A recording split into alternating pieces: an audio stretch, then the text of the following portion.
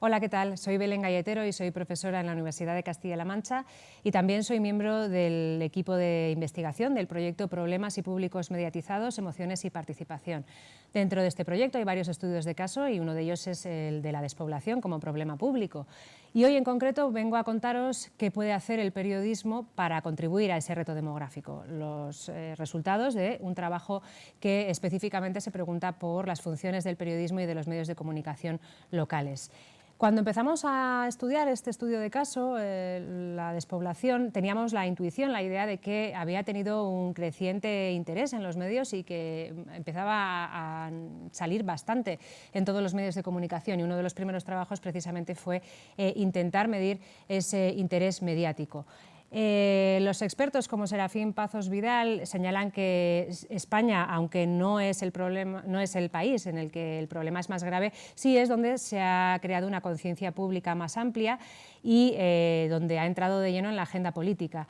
De hecho, hubo primero un comisionado para el reto demográfico en 2017 y después, en 2020, se creó el Ministerio de Transición Ecológica y Reto Demográfico. La despoblación es uno de los desafíos, ¿no?, y de las prioridades del Plan de Recuperación del Gobierno de España. Esas 130 medidas frente al reto demográfico también se alinea con los ODS de la Agenda 2030 y bueno, es una de las estrategias principales de la política europea para intentar crear territorios más sostenibles y más equilibrados. Como decía, uno de los primeros trabajos tenía que ver con descubrir si efectivamente esa intuición que teníamos de que había cobrado bastante interés en los medios era cierto.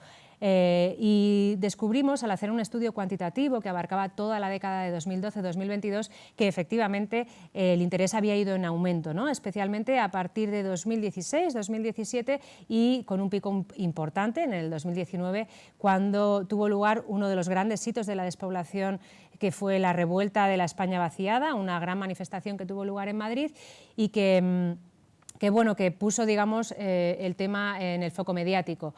Si vemos el gráfico, que además abarca tanto medios nacionales como locales y regionales, vemos que esa atención ha decaído algo, sobre todo en el contexto de la pandemia en 2020, pero que se mantiene también en los últimos años. Por tanto, podemos decir que es un problema que ha tenido efectivamente ese interés y esa conciencia pública. En este trabajo nos preguntábamos qué opinan los públicos, ¿no? Queríamos pasar al otro lado. Vale, ya sabemos lo que han hecho los medios en los últimos años, ahora queremos saber qué opinan las comunidades de territorios despoblados, qué opinan los periodistas y las periodistas y también qué opinan las voces expertas. Y para ello pues nos propusimos identificar cuáles eran las expectativas y las demandas que plantean respecto a lo que tienen que hacer los medios locales y los periodistas, es decir, lo que el periodismo puede aportar. ¿Cómo lo hicimos? Pues a través de grupos de discusión que mantuvimos con ciudadanía, en este caso de dos pueblos, de dos comarcas distintas de la provincia de Cuenca, en concreto Ledaña y Priego. Como veis, son pueblos muy pequeñitos, con menos de 2000 habitantes. Hicimos un quinto grupo de discusión con comunicadores que trabajan sobre el medio rural o tienen una gran especialización en el medio rural, y 13 entrevistas semiestructuradas a distintos agentes, pues de distintos ámbitos también, del ámbito político, del movimiento asociativo, de la academia, y en fin, con gran representación no solamente de Castilla-La Mancha, sino también de otros territorios.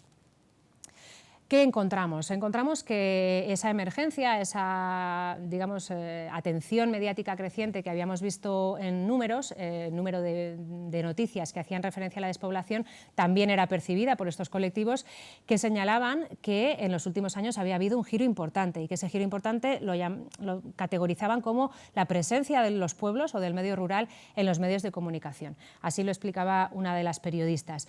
Otra de ellas hablaba también de que no solamente había servido para poner en la agenda política o para poner en el debate público el problema, sino que había servido también en un plano emocional, porque durante muchos años el discurso había sido que había que irse de los pueblos, que no había futuro allí, que había que buscarse la vida en otro lugar, ¿no?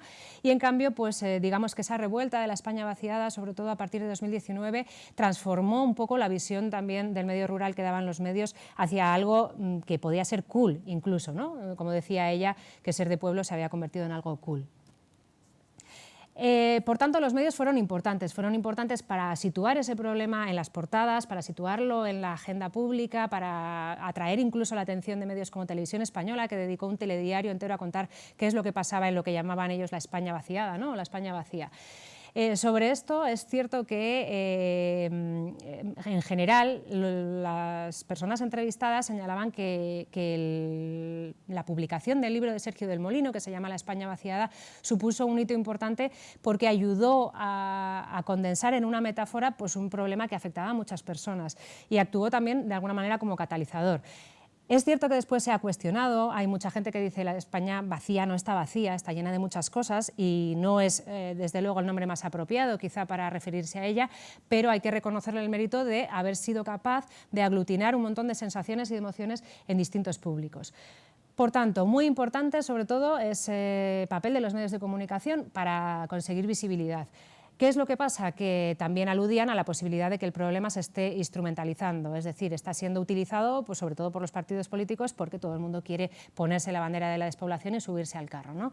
Nos decían, por ejemplo, los grupos de ciudadanos que a veces se utilizaba para hacer campaña. De hecho, uno de ellos decía, la España vaciada, machaca, machaca, lo vamos a ver en las próximas elecciones que vamos a salir hasta en la 1.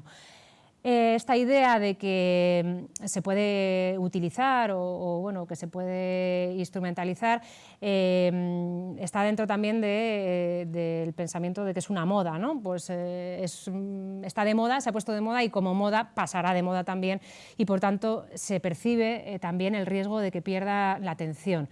Nos decía uno de los entrevistados, un representante político, que a veces los medios de comunicación funcionan, sobre todo en Madrid, decía, como una máquina de picar carne. Todos los temas que entran ahí, llega un momento que se lo ha chupado la máquina y ha desaparecido el problema.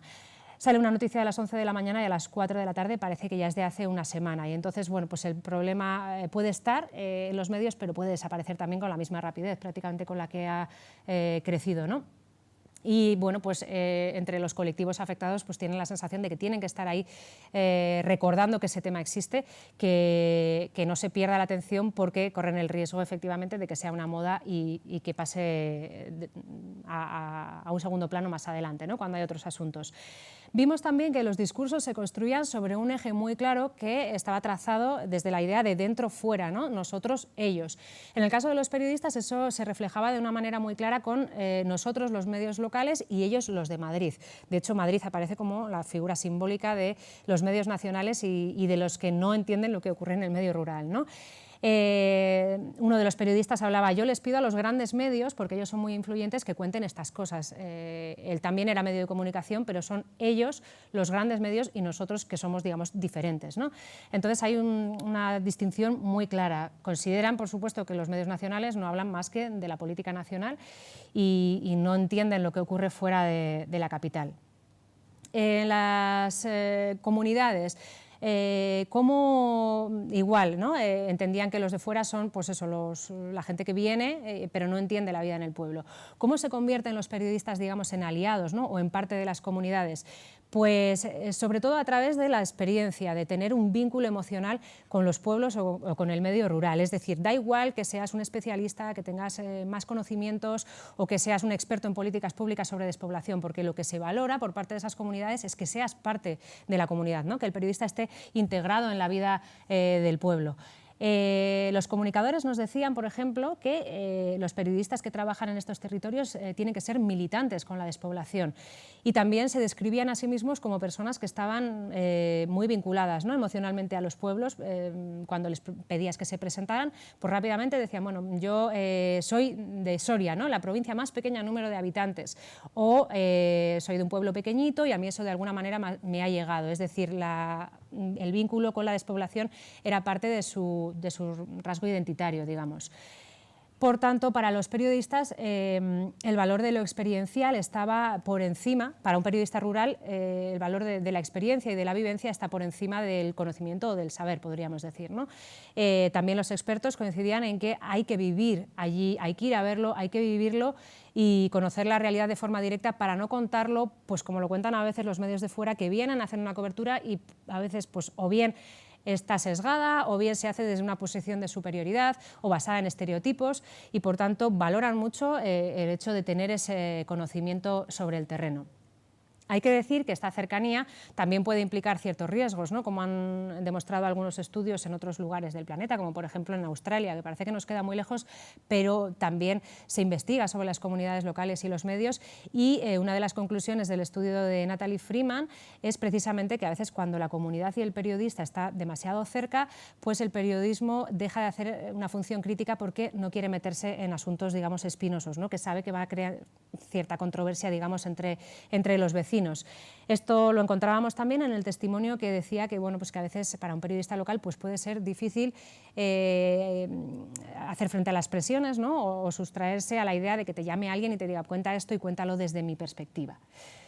Bueno, ¿qué puede hacer el periodismo para contribuir al reto demográfico? Hemos identificado 3 funciones que hemos llamado instrumental, de reconocimiento y de mediación, que os explicaré ahora brevemente, y que, bueno, pues que creemos que podrían tener, digamos, diseñar de alguna manera una forma de hacer periodismo un poco diferente de la clásica función o bien de perro guardián, de vigilante de las instituciones o vigilante del poder público, o de simplemente transmisor de contenido informativo, sino que, bueno, pues que, digamos, ofrece otras perspectivas. La función instrumental tiene que ver con hacer publicidad de los pueblos, ¿no? Las comunidades pensaban o nos decían, queremos salir en los pueblos porque eso significa promoción, significa que nos conozcan en el exterior, que vengan más vecinos al pueblo, que haya más actividad económica, que vengan turistas y, en definitiva, todo eso genera cierta, bueno, pues, actividad económica para que el pueblo pueda crecer incluso en habitantes, ¿no? Tengo que decir que estas funciones, digamos, las inferimos a partir de las demandas de las comunidades, ¿no? Entonces, esta función instrumental tendría que ver sobre todo con el pueblo como lugar turístico, con el turismo rural. La función de reconocimiento tiene que ver con la idea de que los medios actúen como cohesionadores, ¿no? Como dice Lorry, el pegamento social de la comunidad. Los medios sirven para que los vecinos se sientan más cerca unos de otros, también para que los habitantes de un pueblo conozcan lo que sucede en los pueblos de al lado, ¿no? Para hacer comarca o para llegar a esa emigración, a esos vecinos de la diáspora que, aunque ya no tienen vínculo directo con el pueblo, sí tienen un vínculo emocional, ¿no? Y para ellos era importante tener un medio porque la gente que estaba afuera podía enterarse de lo que sucedía. Desde la idea de que consideran que a veces esas coberturas de los medios nacionales que acuden puntualmente a los pueblos hay un supremacismo urbano, es decir, se cuentan las cosas desde la óptica urbanita. Los medios locales o el periodismo sobre el terreno puede actuar reconociendo, digamos, ese valor o bueno, pues lo que sucede en los pueblos con una mirada mucho más empática. Digamos que hay una búsqueda de reconocimiento por parte de las comunidades que quieren salir en los medios para sentirse reconocidas y valorizadas, ¿no? En este caso, pues, tener un medio de comunicación podría hacerles sentir, pues, especiales, orgullosos, y podría contrarrestar un poco la idea de que son a veces, o así se sienten, ciudadanos de segunda, ¿no? Esta idea del supremacismo urbano que les deja como relegados. Entonces, bueno, el medio puede actuar, digamos, como contrapeso a esa sensación. Dentro de esta función de reconocimiento encontramos también otro valor, que es el de registro antropológico. Los medios sirven para recoger todo aquello que podría desaparecer en el futuro cuando las personas mayores que viven en estos entornos pues, ya no estén. Entonces, bueno, pues hay saberes, tradiciones, historias, ¿no? Que forman parte de esas comunidades y que, si nadie se hace eco de ellas, pues terminarán por ser olvidadas, por no tener ya ni siquiera un registro. Entonces, bueno, pues una de las periodistas nos contaba que ella entiende que su trabajo sirve también como una especie de archivo de la memoria, porque recoge todas esas cosas que si no, pues desaparecerían. Y en tercer lugar hablaríamos de la función de mediación, que en este caso pues la vemos en 2 aspectos. Por un lado, la mediación, digamos, política, entendida como que los medios pueden ser un lugar para favorecer la discusión pública y para promover el debate de la ciudadanía, ¿no? Lo que piden tanto los expertos como la ciudadanía son más profundidad, ¿no? Entienden que a veces los medios de comunicación o los periodistas lo que hacen es simplemente difundir las políticas, se hacen eco de, bueno, pues este pueblo ha recibido una subvención, se va a construir esto, se va a construir lo otro, sin cuestionar demasiado si eso era lo que realmente el pueblo necesitaba o demandaba, ¿no? Entonces piden que haya, pues eso, un análisis, digamos, ser partícipes, ¿no? de este análisis, y para ello los medios pueden ser un buen lugar para fomentar esa discusión y dar voz a todas las partes. A veces se habla de políticas, o se habla de que no hay políticas cuando en realidad sí están. Entonces, bueno, pues también esa idea de hacer a veces reportajes transversales, no centrados únicamente en un medio local, por ejemplo, un medio que se ocupa de la provincia de Soria. ¿Qué pasa en este colegio de la provincia de Soria? Sino hacer reportajes, bueno, pues más amplios sobre el transporte en el medio rural, el colegio en el medio rural, que sean, como digo, transversales a distintos territorios, ¿no? Con más profundidad, como decíamos. Y la otra función de mediación tiene que ver con lo cultural, con el medio como un espacio de dinamización cultural y social en el pueblo. En este caso ya no interesa tanto el producto, no estamos tan pendientes del resultado que se logre, sino de lo que se consigue con su elaboración. Nos lo contaba una periodista que lo que hace es un podcast itinerante y nos decía, cuando yo voy, hago una fiesta con las mujeres, grabamos el podcast, pero a la vez traemos merienda y merendamos juntas y contamos los libros que hemos leído en el club de lectura y luego les explicamos a las mujeres cómo escucharse a través de Spotify, hacemos alfabetización mediática, es decir, que lo importante en este caso es el proceso de elaboración del producto y no tanto el producto final.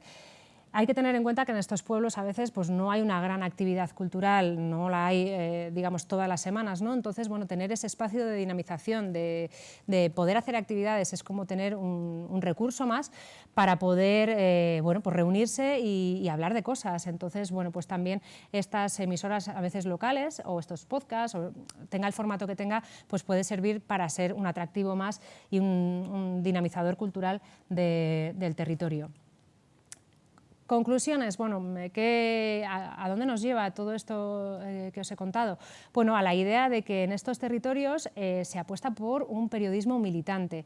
Así es como lo definieron los periodistas y las periodistas y bueno, también es lo que demandan los grupos de ciudadanos, ¿no? Y los expertos, es decir, que haya un compromiso efectivo con el territorio y que no se cuente de oídas, ¿no? Que no se cuente desde fuera ni con una perspectiva urbanita lo que sucede en el mundo rural. También esto nos lleva a pensar que tenemos que pensar en otros modelos de medios que no sean simplemente para conocer la información, porque la información está, hay pueblos en los que hay grupo de WhatsApp, hay aplicaciones como un bando móvil donde llega la información de servicio básico, ¿no? Pues cuando abren la piscina, o cuando si va a haber una actividad en la biblioteca, todas esas cosas se saben. Entonces, ¿para qué puede servir un medio de comunicación en un pueblo pequeño si ya están informados de lo que ocurre en el día a día? Pues para otras cosas. Entonces hay que pensar en modelos de medios locales y de ejercer el periodismo que tengan más que ver pues, con ese rol que algunos autores llaman como buen vecino, más que con el perro guardián o watchdog, que es una función clásica del periodismo. Por supuesto, consideramos que los medios de comunicación tienen que ser copartícipes de esa estrategia frente al reto demográfico y intentar ser actores implicados en el diseño de políticas públicas contra la despoblación, no simplemente como difusores de lo que se hace, ¿no? Para sensibilizar y para contar qué es lo que se hace desde las instituciones públicas, sino como actores principales de dinamización social, cultural y política en estos territorios despoblados. Y hasta aquí, bueno, os dejo nuestros correos electrónicos de mi compañera Vanessa Saiz y el mío, por si tenéis alguna duda, y espero que os haya resultado interesante. Muchas gracias.